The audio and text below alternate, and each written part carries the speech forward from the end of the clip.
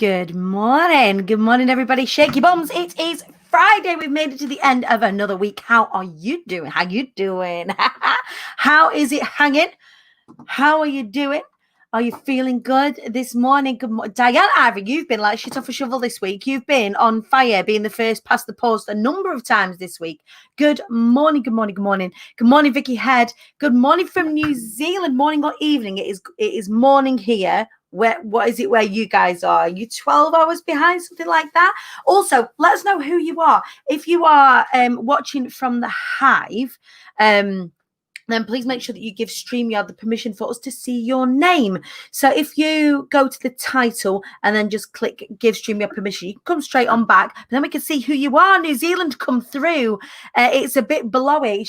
Look, Diane's been like ready. It is terrible here I say it's terrible. It's raining so the flowers grow. If we look at it optimistically in Preston this morning. It's a bit blowy, Diane Ivory says, in the Norfolk area. Now then, is that a bit blowy and a bit shit, or is it a bit blowy and the sun is shining? Because they're the only two options that you've got. Let us know.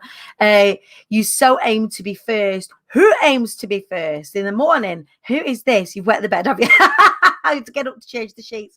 Good morning, good morning, good morning. Hello, Kate Jane Starkey. How are you, my darling? Good morning, Sarah Finley. I'm on tenterhooks this morning, you guys. I am on tenterhooks because my guest isn't backstage. And I don't know if she's awake. I don't know if she's slept in.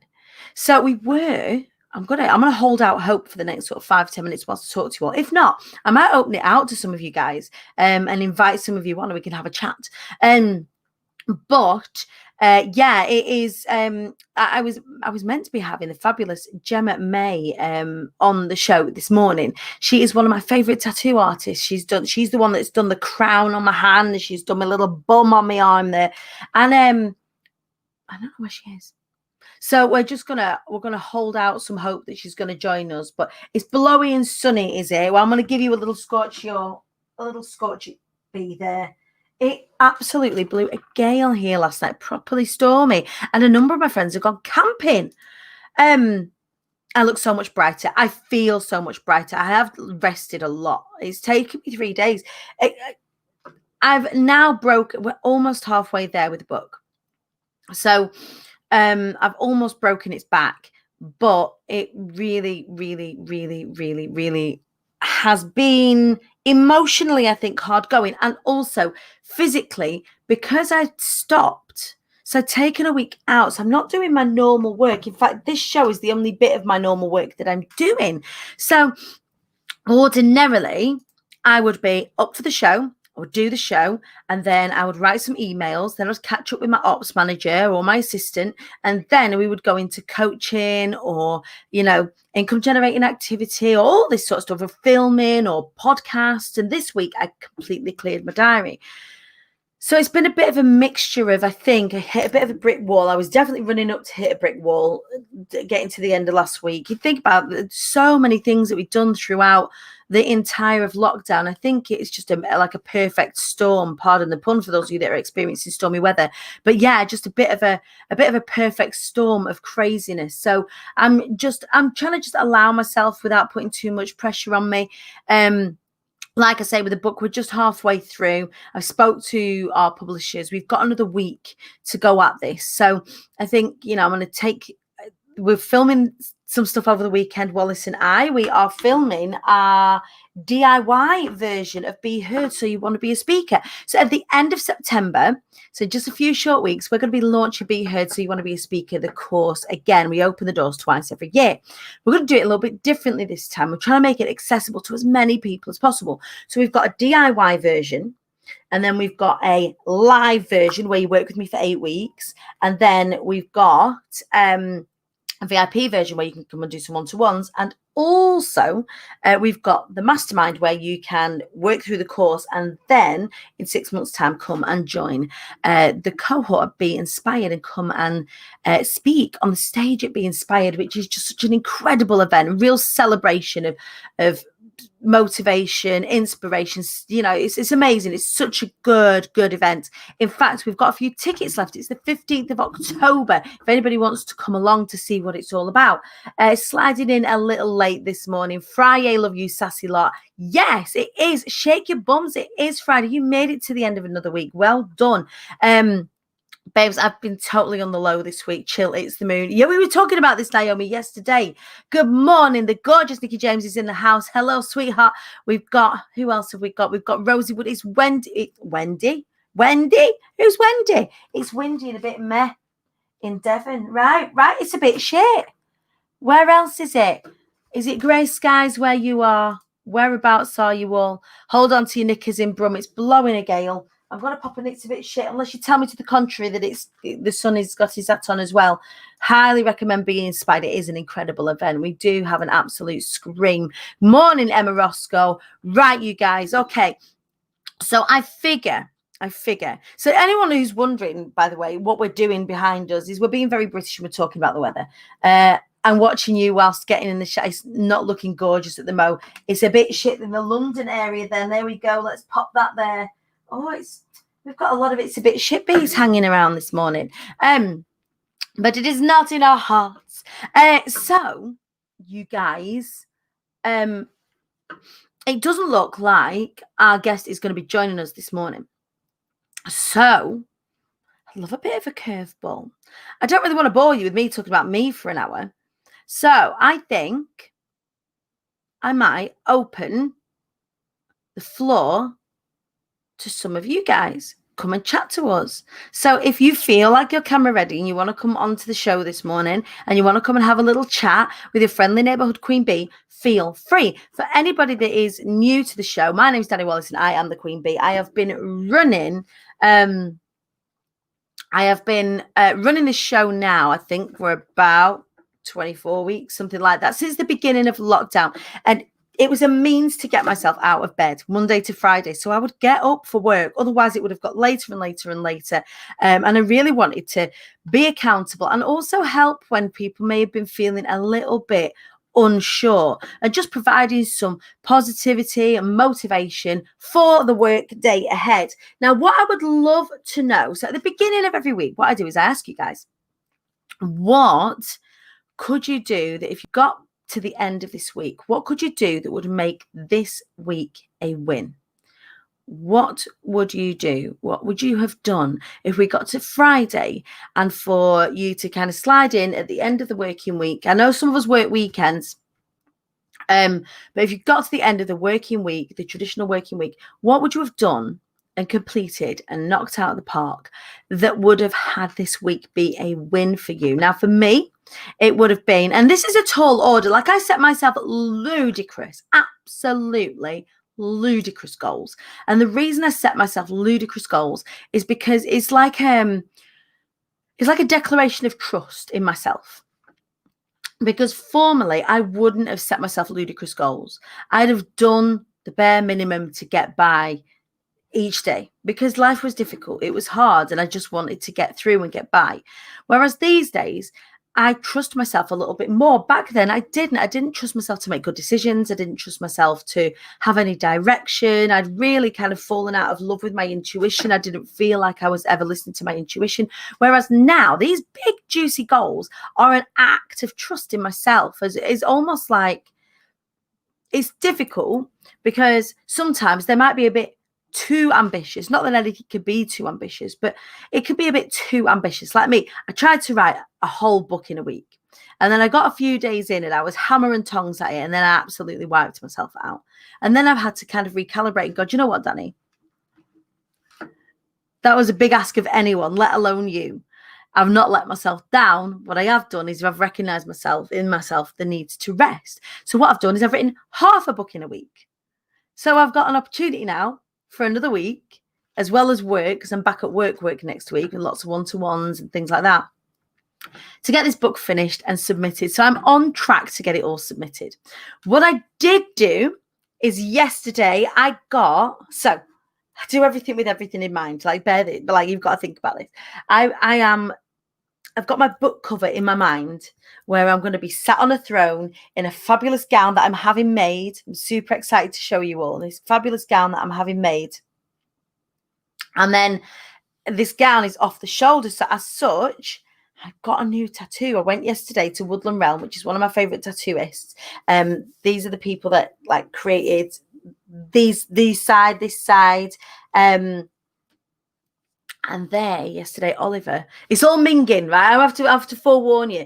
They've got a new style of wrapping for tattoos. If anyone gets a tattoo, so because it's on my chest, it's like a sticker cling film. It's like a second skin, and then you leave it on for 24 hours, and it gets really pretty disgusting. Then you clean it all, and then stick it on again, and then leave it for a week. So I'm going to show you, but it's minging. Are you ready? Can you see? So it's all a bit manky. It looks horrific right now. I'll show you again after the weekend. It'll look completely different. But this is with the second skin off before I've taken it off and then given it a wash. But can you imagine what that's going to look like with a fabulous off the shoulder dress? I'm very, very excited to show you this once it's healed. It hurt like a bugger. It hurt like a bugger. Like I felt dead on. I always like whenever I get my tattoos and I see like my tattoo artists and they'll post a picture and they go, oh, you know, this person sat like a rock. And the tattoo artist Oliver yesterday was like, you sat really well for that. You were a proper soldier. I was like, yeah, you're right. I'm a proper soldier. I sat like a rock for a tattoo yesterday. I felt dead hard. But yeah, it was, this is with a dress in mind. I've always wanted a chest piece anyway. But it just seems right to, if I'm having this really stylized photo shoot for the book cover, which is going to look fabulous. Simon Hunt and I from Alt Studios in Manchester are working together.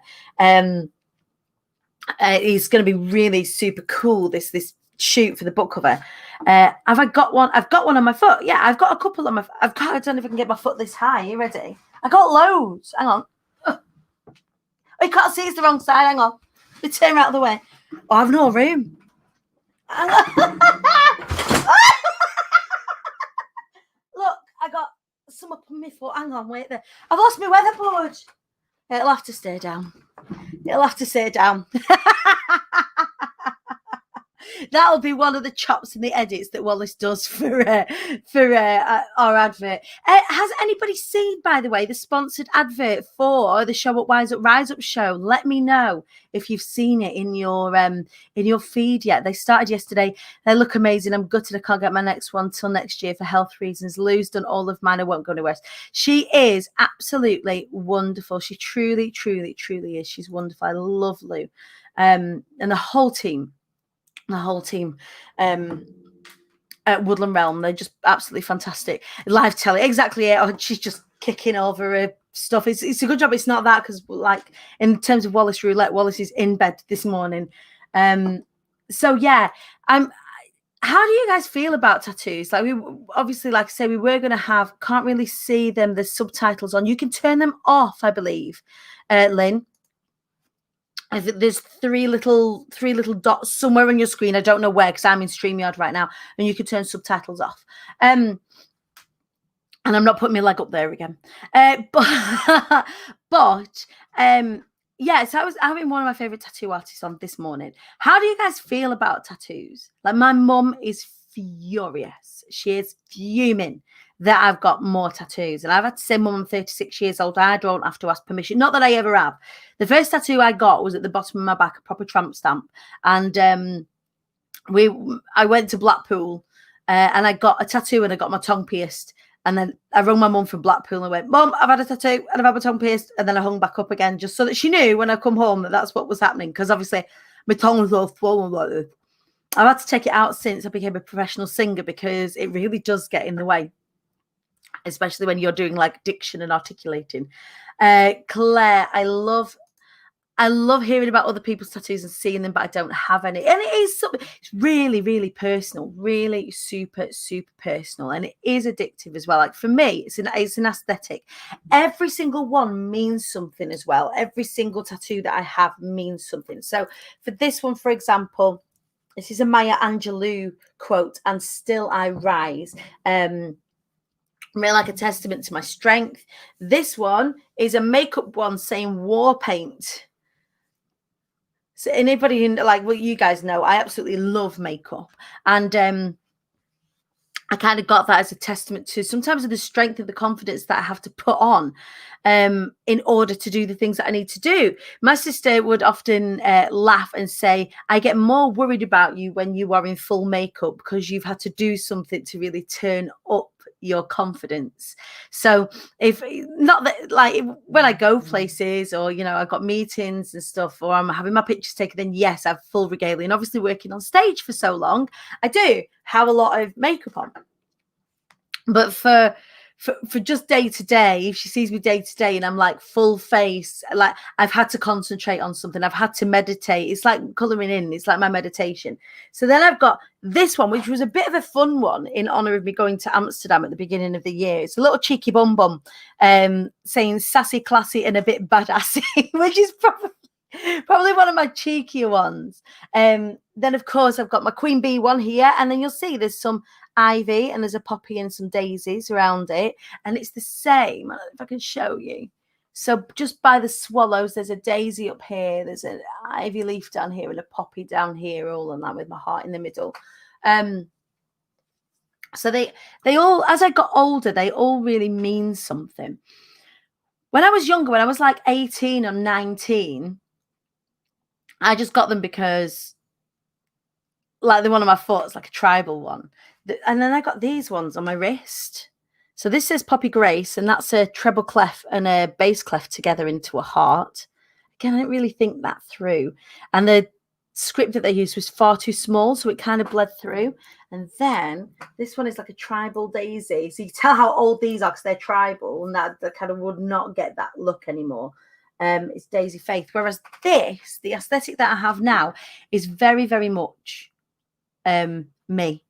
Like those ones that were on me weren't very me. I just got them. I'm smashing the impro today. Oh, thank you. And going live and shooting the breeze is probably one of the things that I do best. Is one of the things that I've always kind of, I've done it for the past 7 years. So I just enjoy shooting the breeze with you guys. I had my first and only big tattoo done as a gift to myself when I was 30. It's very symbolic for me.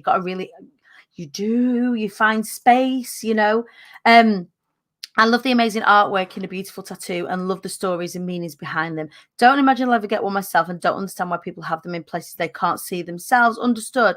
I'd want to look at mine all the time if I had them done. Yeah, I can't envisage myself getting really any done on my back. I want to see them all. I want to be able to see them all, even if it's just in the mirror. I can't see my back. So I would be sad if I had a beautiful piece on my back and I just never saw it. So I'm with you on that, actually, Diane. I probably wouldn't get any of my back done. I definitely want some pieces on my thigh, maybe some pieces on my calf. My shin scares me because my ankle really hurt. I have a space here that needs filling in, and then I have my upper arm up here that I want doing. And I think I'll kind of take a break after that. I want my arms kind of complete.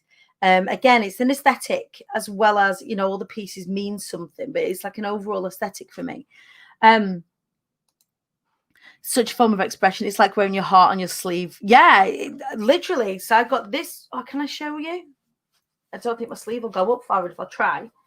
So this is like the one that I kind of dedicated to my family, to my husband and my kids. This is more poppies, daisies and ivies. Hang on a sec. And then there's a hand, 2 hands holding hands up here. So you can see there's a poppy there. There's a daisy and there's an ivy leaf, and then there's 2 hands holding hands, and this one's wearing blue. It's the color of the suit that my husband wore when we got married. So they all definitely mean something. But yeah, that's my heart on my sleeve and my heart on my chest that I have now. When it's healed, I will show you after the weekend. P.S. I would so come on, but I'm in a towel meditating with war paint. Claire, I am so with you, meditating with war paint. I think that's what you're calling it from now on, isn't it? I have a large phoenix rising across the top of my back. It's an extremely powerful symbol. I bet it is. A phoenix is such a powerful symbol. So brave. I'm such a scaredy cat with needles. It's not the same as having a jab. It's not the same as getting your jags done. In Scotland, that's what they're called into when you have a vaccine, a jag. It's not the same. It's more scrapey than that. So yeah, that's my tattoos. and I want to know from you guys, what is the naughtiest thing you've done? So the naughtiest thing that I've done is going to Blackpool when maybe I was 17. Maybe I was a bit young. It didn't check. When I got my tongue pierced and my tattoo and my tramp stamp at the bottom of my back, rang my mum and went, Mum, I've had a tattoo and hung up. So I want to know, all of you naughty sausages out there, what's the naughtiest thing you've done? Try and keep it relatively clean, because I know sometimes there are brand new people that watch and you might get a little bit naughty. So maybe keep it within the realms of safe-ish for work. You can allude to things. Morning, Pixie. We've just been talking about tattoos. We was going to have this morning one of my favourite tattoo artists on the show, and she's not here. So I figure that she slept in. Her alarm's not gone off. I don't know where she is. But yeah, so we're just having a little chat and shooting the breeze instead. So let me know in the comments, what are the naughty things that you've been getting up to? Whilst you're doing that, got my belly button pierced when you were 15. Sarah Finlay, you naughty P. When you were 15, I remember going with one of my best friends. We're still friends to this day, and she came and held my hand whilst I got my belly button pierced. I hate blood test needles. I've got about 30 tattoos, and the same with piercings. Piercings are worse. Piercings, like especially the kind of piercings you got, they're not like just guns and they're done. They're like, you get proper piercings, and I'm doing this because that's what they do. Not really naughty. I got my first tattoo done at 17 on my foot. Ended up getting it done at someone's house. Don't mention what was happening in the room next door. That happened to me when I was 17, and I ended up on my ankle with it. I do this. It looked like a tortoise shell, a turtle's shell, with two curls coming out of it. It was meant to be a diamond like this, so it was meant to look like this. But it didn't. My friend had pulled this guy in a nightclub, and his friend did tattoos from his WC in his house, right? So it wasn't a setup at all. How stupid was that? It was so dangerous. I think this is the thing now. I research what I want and I sit with what I want for ages before I then go and get it booked in. So I really think it through. And I have, really trusted artists whose work I really love and respect. And this guy was just like, he was snogging me, mate. Oh, we'll go back. And this guy ended up tattooing my ankle with this like kind of deformed turtle with my sister's name underneath it. It was absolutely ridiculous. So the blue, I'm not putting my foot up again, but the blue rose that you see on my ankle now is the cover up for that, because it was just ridiculous. Good morning, Lisa Jane. How are you? I opened my Christmas presents early on the slide because I was so excited, and there was a pair of checked jeans, high trend at the time. So I wrapped up another old pair, wore them to the Friday night disco, then put them back. No one knew I got changed to the bushes, you bad sod. I double bluffed my mum with my first lip piercing, got it done at a festival, told my mum I wanted to before I went. She said no. I kept telling her I'd probably chicken out, so she stopped saying no. May have tattooed myself, say no to piercing guns, damaging and unsanitary. Yeah, get it done with a proper like, for all of your safety's sake. And I know lots of us are grown-ups, and I use the term loosely in parentheses, grown-ups. Please go to a proper piercing place or a proper tattoo place if you decide to get these things done. But yeah, how do you guys feel about tattoos in the workplace? How do you guys feel about that?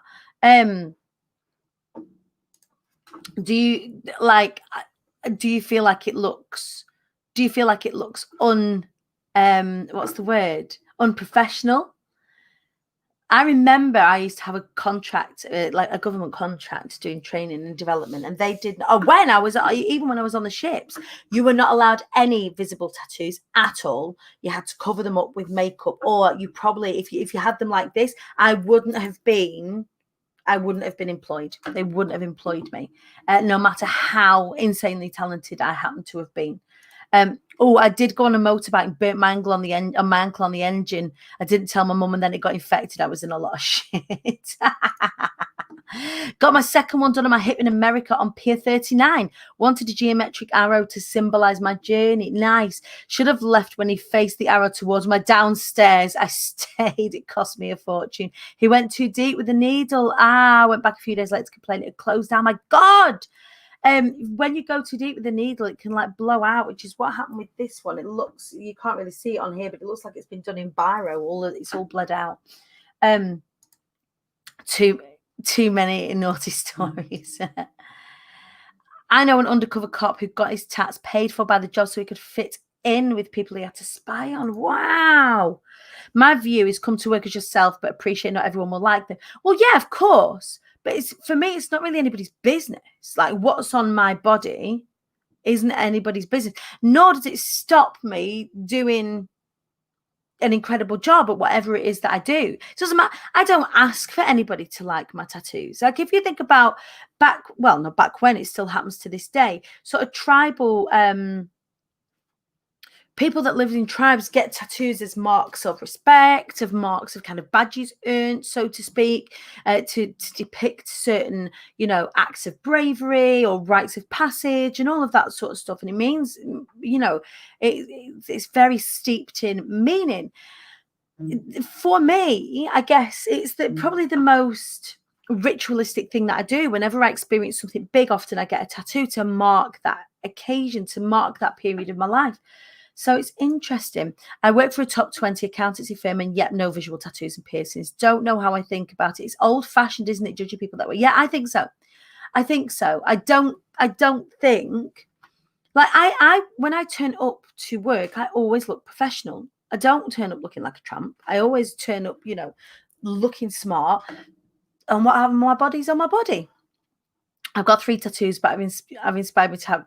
But you have inspired me to have my logo, diamond, and crown, and of course, yes, sassy, not sorry. So I have my logo tattooed on my thumb. There's the little queen bee, you guys, on my little thumb. It's nice that my logo lends itself to a little tattoo. When I say they won't like them, I mean they'll have an opinion. Yeah, absolutely, I completely agree. It's not their business, but they will voice it. Yeah, but I guess for me it's tough titty shitty. I'm not arsed. That's me. And I work in my own space, don't I? I work within my I'm my own boss. I work in my own field and what have you. Good morning. What happened there? Say that again. What happened right there? I accidentally knocked it down. What's on your face? My colouring from... Her colouring is on her face. Good morning. Good morning. Say good morning to everybody. We're talking about Mummy's new tattoo on her chest. It's sore this morning. Huh? What do you think about it? Good. You like it? It has a poppy, ivy, and daisy. It has a poppy, an ivy, and a daisy. Right, go on. You can get into bed there with Daddy. It's nearly time to wake up. Hang on a sec. We've got Gemma's backstage. She's joined us. She's been in pain all night and not slept. I've come to let you know, but we'll chat from the bed if you like. You stay in bed, Gems. I didn't think you'd be letting me down for no reason. Oh, she's got a sad face on. You don't have to come and chat on the camera. I know you're all snuggled up in bed. It's all right. Don't worry. You stay back there. She's out. I can see her backstage. She's having a little snuggle with her doggies. We're just talking about tattoos. Because I had my chest piece done yesterday. And I was wondering what people thought. Not of my chest tattoo, but of my of getting tattoos and whether they think they're professional or not.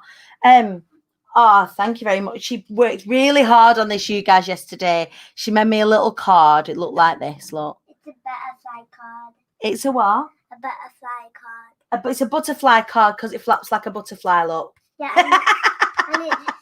and it's shaped like a butterfly. And it's shaped like a butterfly. It's beautiful. Right, I shall put that on my desk there. Look at your hair. All bedhead. Right, go. Where are you going? Are you going downstairs? Are you getting on bed with Daddy?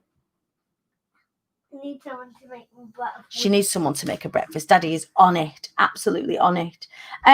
He's snoring. It's no coincidence that your logo makes a good tattoo. Of course not. Of course not. What are you doing? He's snoring still. That's all right. Which way are you going? Make your decision. Bye. Well, go on then. I love that Ivy just came in with what happened there. Yeah, because it looks a bit of carnage now. Can you see? I kicked it over. I didn't mean to. They all said it's a beautiful card, Ives. Let's have a look. I've been told that there are businesses that wouldn't employ me because of my hair, tattoos and piercings, I say I wouldn't want to work with them. Yeah, my corporate CV now speaks for itself. I earned the letters after my name, got my current job with pink hair. Yeah, absolutely. The interesting thing, StreamYard is randomly sending loves and laughs from me. I think it's sending, I think that that it's Facebook, because sometimes I'll be pressing love and like, then I'll stop, and then it'll be just my face on all the loves and the likes. Ivy has a passion for butterflies. Her aqua beads creation was a butterfly the other day. Beautiful. Yeah, she does. She loves a butterfly. She loves a butterfly. The interesting thing, and one of the things that we were going to talk to James about this morning, is the safety of people when they are having their tattoos done. So there has been lots of things that have happened in the tattoo world in the past few months. And as such, it has made some waves, and also it has really raised awareness that there is not so much in the way of regulation outside of actually doing the tattoos. And that's one of the things that she said, shove me on if you like. Are you all right back there, you? She's going to come on. We're going to have a talk about this, because people's safety when they're having their tattoos done is absolutely paramount and important. Like yesterday, I had a tattoo done on my chest by a man. And you know, if you think about it, that's a very, very intimate area. No one really touches that area on me apart from my husband. Well, very rarely, but go away. Where are you going? Dad won't wake up. I'm here. She just stood on camera. Having a tattoo on my chest, and it's, you know, I trust the tattoo house, the tattoo people that I go to, absolutely implicitly. I've known them for a long time. I wouldn't go, you know, I wouldn't go anywhere else between Gemma and Woodland Realm, especially if it was a male tattooing me. I would have to do a lot of research before I just went and had a tattoo, particularly in an intimate area. That has been taken advantage of across the board in a lot of different tattoo places, and there is very little regulation around it. So one of the things that Gemma is doing at the moment is raising awareness of safety within tattoo parlors, not just for the clients, but also for the artists themselves, to create industry standards. So I'm going to bring her on in just a second. What are you guys saying here, Claire? I'm just 9 months out of the corporate world, and I'm still finding my own voice and identify out of a business and being mommy. Yeah, absolutely. So I'm going to bring on to the screen one of my favorite tattoo artists. It's taken her a bit to get here, but I know it's absolutely worth it. Gemma May, everybody, good morning. I am literally fresh out of bed. I've just seen you were in the bed. You've had a tough old night, haven't you? Look how tired I am. Oh, you look fresh faced. I wish I looked like that when I rolled out of bed. Oh, jeez. I was like, I've been tossing and turning all night, but I thought, I woke up and I was like, oh no. So yeah. Hang on a minute. Wallace, will you grab hold of her? She's just stood over me looking at herself in the camera. So good morning. Thank you bless you. Thank you for coming to join us, even if it's from your poolly bed. It's so good. I just figured, well, you know, we'll chat about this bit, especially when you were getting to the nitty-gritty bit. Yeah, absolutely. It's important. And one of the reasons why, you know, we wanted to talk today and we wanted to do this particular show today was to raise a little bit more awareness about it. I know because I have tattoos, obviously, that lots of people that I know have tattoos, lots of people in my audience have tattoos, lots of people don't as well. You know, we've got people that don't. But just before we kind of get into the nitty-gritty, how long have you been in the industry, and what brought you to it? Because your story is incredible, Gems. Your story is like a jaw dropper. So I started, I've been tattooing for about, 3 years probably nearly now because of COVID, but 2 years really. And I got into it obviously because I wanted to just create and be putting my work on people forever. And that was it really. So go back, I did try and get into it when I was about 19 and had the worst experience ever. Like the way you're treated as a female in the industry is very different to as a male to start with. So I ended up just giving up, and it took me a long time to come back to it. Yeah. And then fast forward to now, well, no, to when I was probably about 21, I was getting more tattoos, and I would go to like artists that I really looked up to, who would maybe give me advice about tattoos. And one of these there was an experience with one of these people where I was assaulted.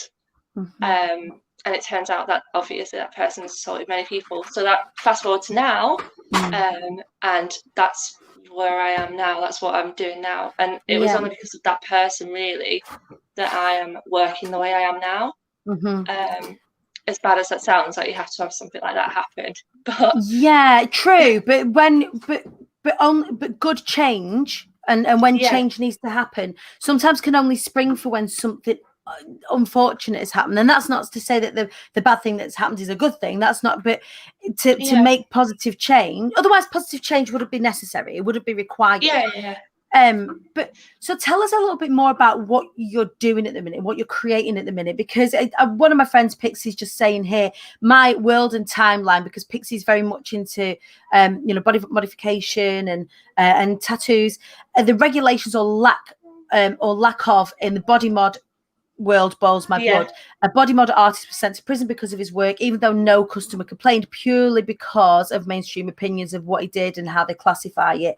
It's that there are regulations in terms of how sanitary things need and to even be, those are quite lax.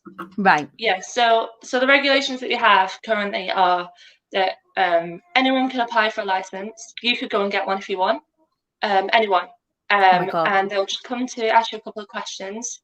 If they come to ask you a couple of questions, they'll ask you where your sharp spins and disposals are, and they'll ask you maybe what you're using in terms of needles and whether you clean them, which you can't clean any needles, by the way, so that's a weird question.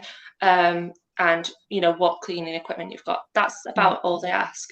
They don't ask you the specifics of like measurements really. They don't ask you. So as an example, this is how much they don't know. When they came into our studio once for someone, they said, how do you clean the needles? And they went, well, they're cartridges, and they didn't know what a cartridge was. They said, you just throw them away. Yeah, they're single use per person, aren't they? Yeah, everything's single use anyway, really now. But they don't know that. So that's how like uneducated the system is that gets us the license. So so that's it's absolutely bonkers. But that's generally all you need: a license for the studio and a license for the person. You don't actually need to have any first aid training. You don't need to be background checked. You don't need to have any like hep jabs or anything like that. You don't need any of that. You don't need training in bloodborne for pathogens and stuff like that. So what I'm trying to do really now is put some of those things into place. It's hard to kind of push it. So the idea is that we kind of introduce people to like first aid and DBS and try and just ask them to do them.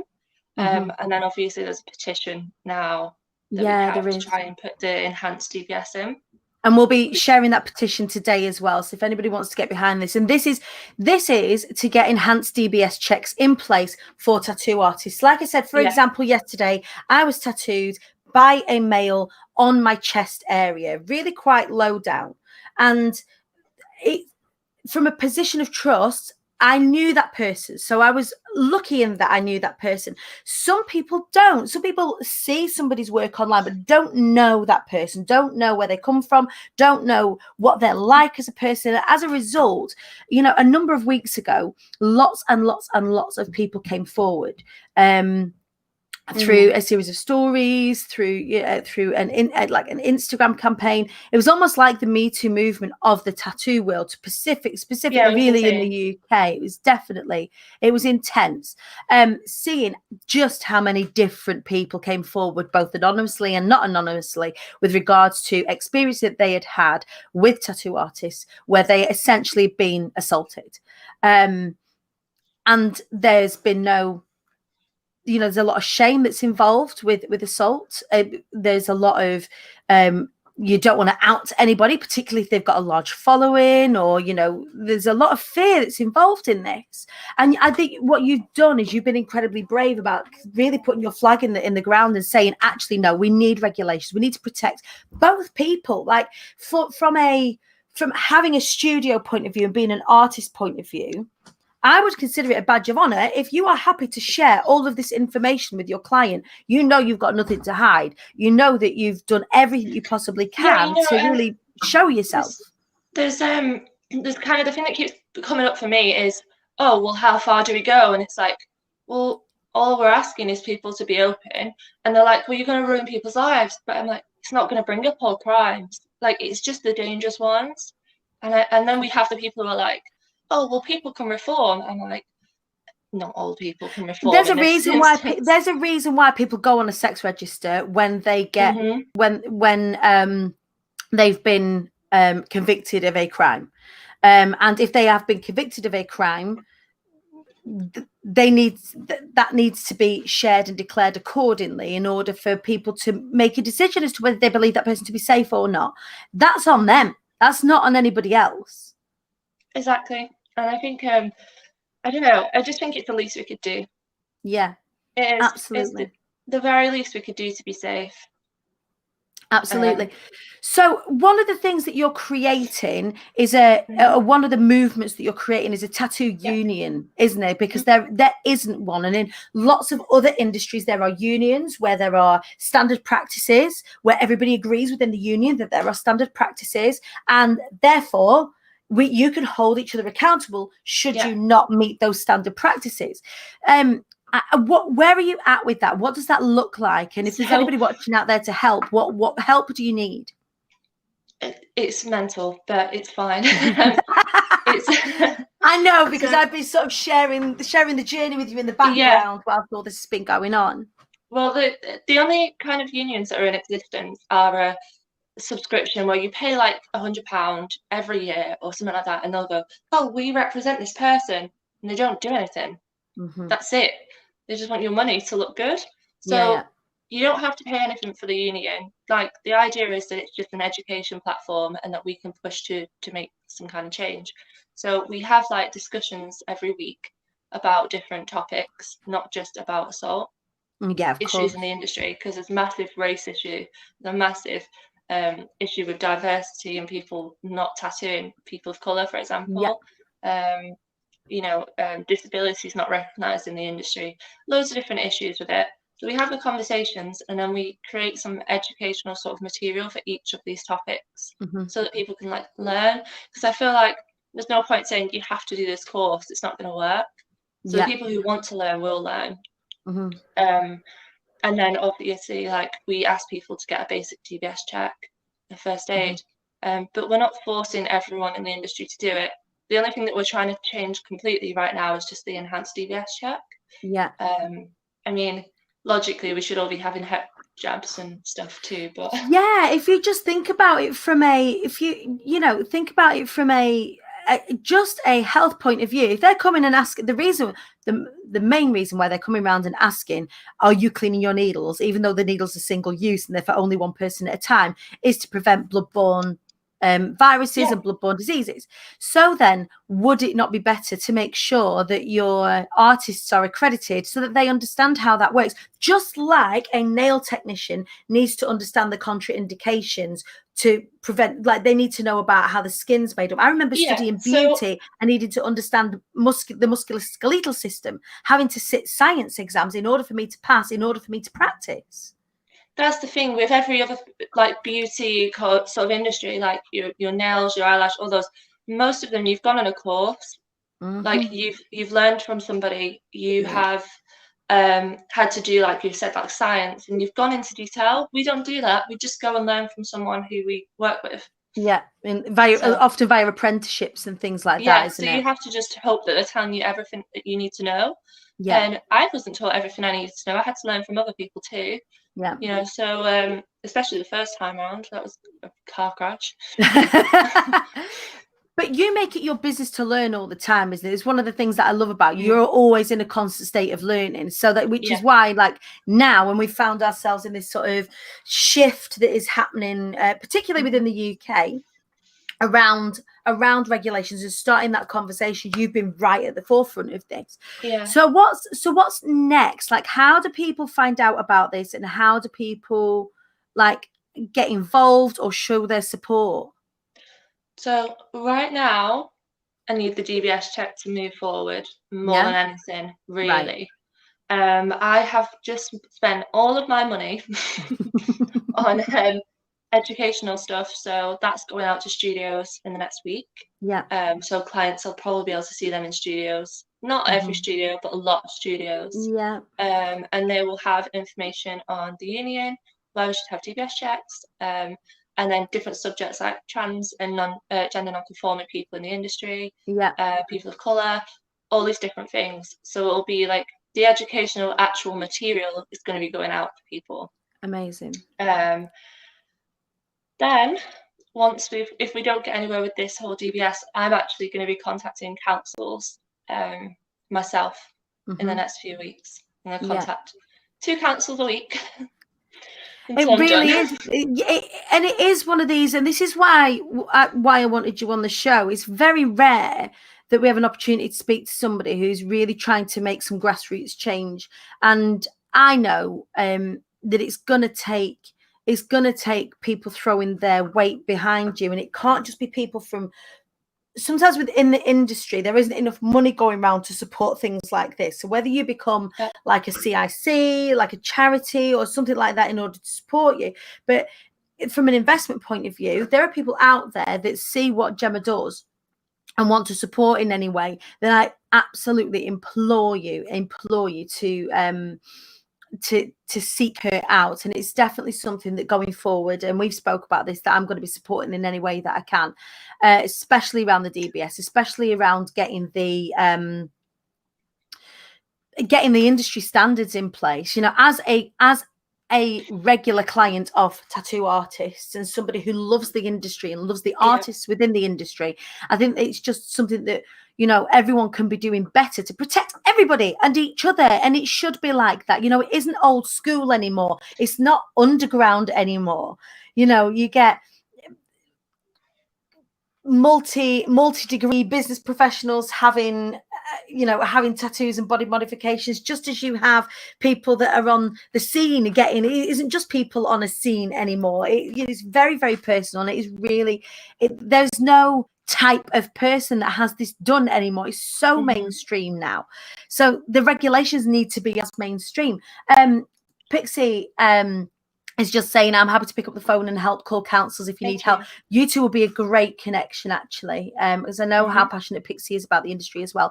So we can follow this journey, can't we, on Instagram and within Facebook. So how do we do that?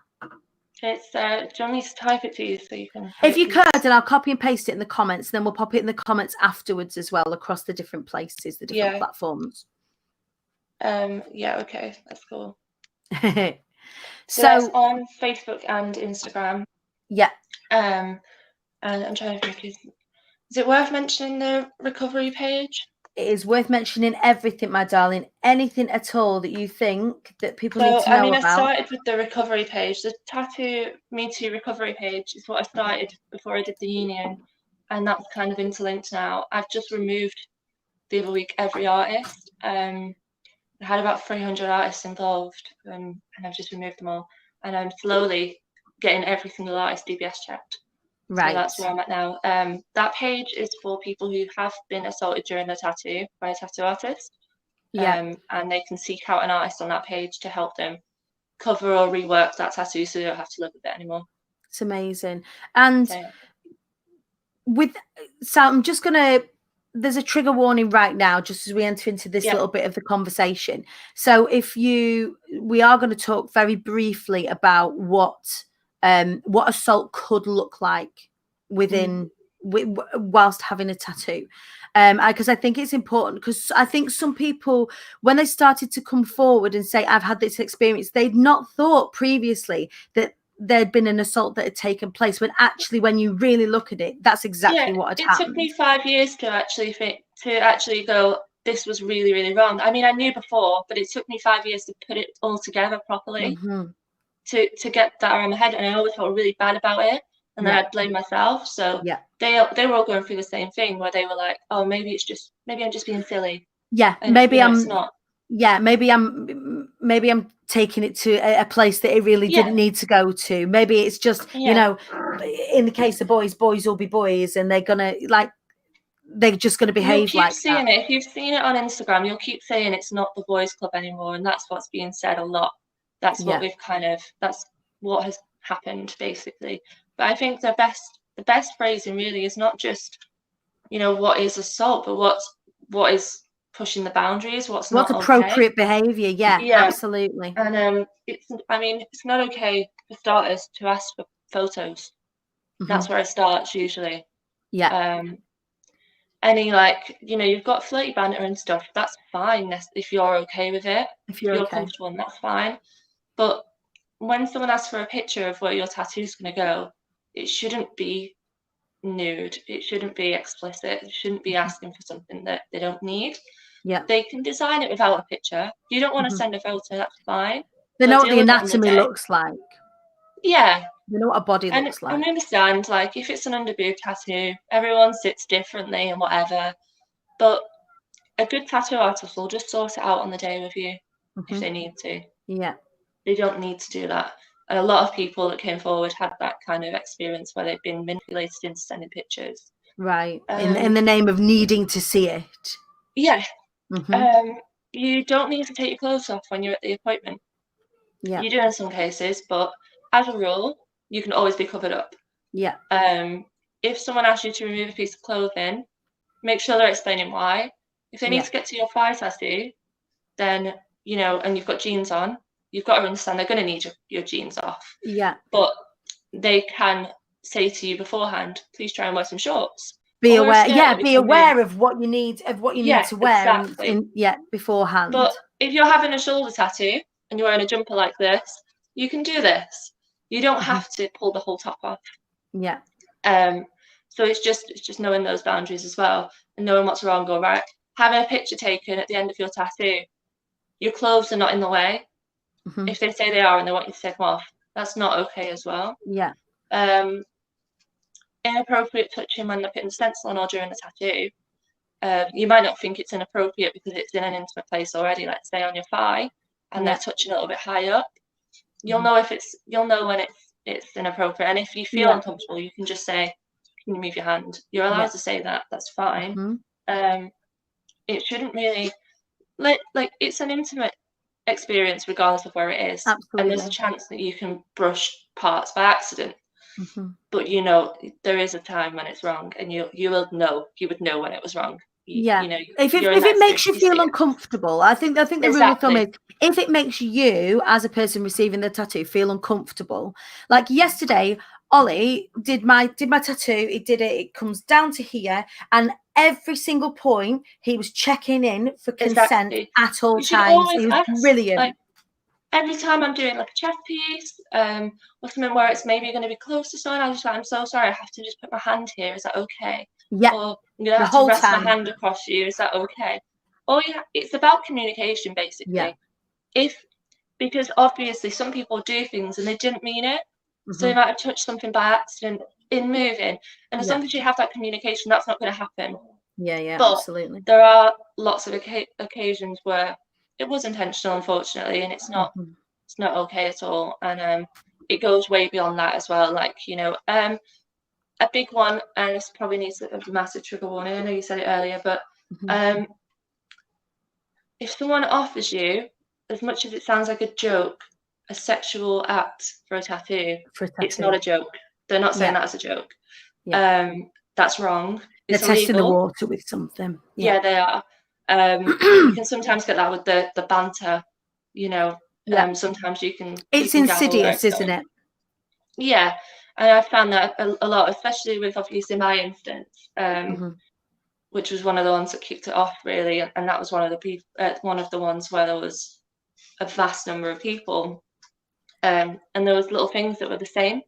Yes. So you'll find So if you've had repeated something, behaviours. you know, and I think a good way of kind of gauging what someone's like before you go for a tattoo is if you're on like Instagram, look at the last 5 tattoos they've posted, have a look at who's had it done, message them and say, how was your experience? Right. You know, so I think that's a good way to start in. It's a good way to litmus test, isn't it? You know, what's the person like? sort of Anybody who's had a good follow it. experience, just like I had yesterday, just like I have when I come and see you, it's if someone says, what's been your experience with Gemma? I've had an incredible experience with you. I can't recommend her highly enough. The same with Ollie, the same with Luke. Like, I can't recommend these people highly enough. They're respectful, you know, they make me feel comfortable, you know, they don't laugh at me if I'm in pain, I think, as well. Is like sometimes. But you do get you that never kind came of with me. I'm hard. But sometimes in those throwaway comments, you know, making mention to the size of your boobs, or, you know, making mention to a body part of yours that is in a sexualized way, again, isn't appropriate. So if at any point you feel like, and you're having a tattoo done, you feel like you're uncomfortable, the person's made you uncomfortable, it's made you kind of second guess, it's not appropriate. And you need to be able to say, it's okay for you to be able to say that this isn't appropriate. And also, if you do have this experience, there is the support with Tattoo Me Too, where you can go and have those conversations and talk to people who are safe, who know exactly what that is like. Yeah, I do know a bit of what I'm talking about now as well, because I've obviously had my training. You've been for training, haven't you? You've been specifically for training around having experienced sexual assault, right? Yeah, so my training's specifically in working with survivors of sexual assault or abuse. So yeah, because when I went into this, I was a mess. I had no idea what I was doing. Yeah, and you were pulling off a lot of kind of plasters for yourself as well. You was kind of navigating your own way through this because it all happened at the same time. It's just that when you were in the middle of it, it's the same with me with domestic violence. When I was going through it, I remember saying to myself, when I get through this, I'm going to help people so they don't have to go through this. And you know, it's another example of survivors serving, and you've been navigating your own path through. I just think, you know, you're incredibly brave, and I'm so proud to know you and support you in your work.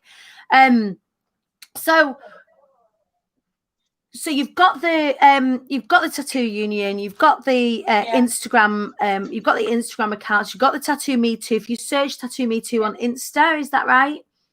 Yeah, it usually comes up straight away. It's just a black picture with the writing on. You'll find it straight away. We'll pop all the links on here anyway. And if anybody does want to support, please do reach out, Gemma. I know that, you know, the more people that are signing these petitions, the more people that are being vocal about this, the safer everybody gets. And that's really the aim of the whole thing, isn't it? Yeah. Amazing. Cool. Right. Mrs. Thank you very, very much for joining me this morning, Gemma. I love you. I will speak to you in a little bit. Gemma May, everybody, what an absolute inspiration. I'm so glad that she did join us in the end. Thank you so much for joining us for this conversation this morning. It is my intention to bring to you more pressing and more, maybe, I don't know, controversial talking points, things that we need to be talking about as wider communities, things that we might not have had awareness about when we woke up this morning. And this is definitely one of those. So thank you to Gemma May and the whole team for doing what you are doing. I know it's been a real labour of love. And I know that, you know, loads of us out there will get behind it. So please do go and check out Gemma's work. I know she's going to be tattooing again very soon as well, and I can't recommend her as a tattoo artist as well. Her art is incredible. She started out as an artist. I'm going to have to bring her on to talk about her whole story, because her story is absolutely phenomenal anyway. From working within the cosplay community, being an artist from the age of 12, honestly, the woman is just absolutely phenomenal. Thank you so much for joining me this morning. Shake your bums, it's Friday. I have a gift for you, my loves. If you are enjoying the Show Up, Wise Up, Rise Up show, I have made you a little masterclass that will help you show up, wise up, and rise up as well. So if you would like the masterclass, I will pop the link in the comments, and you can have it's about 15 minutes, and I share with you some of the goals. What does it mean to show up, wise up, and rise up? And hopefully you will find that helpful. It's just a little gift from me to you because I love you.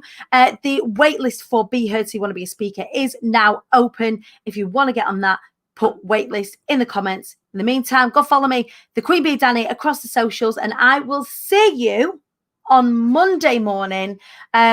We will be joined by the glorious Debbie Ann Turnbull. We're going to be talking about water safety. Her story is just phenomenal. So please do join us on Monday morning. Then we've got Lauren Prentice on Tuesday, Sam Clark Wednesday. We've got Charlotte Hopkins on Thursday, and on Friday, the fabulous Vicky Walters. That's next week on the show at Rise Up Show. I've been your host, Dani Wallace. Have an incredible weekend. I'm going to go and write my book. Tra.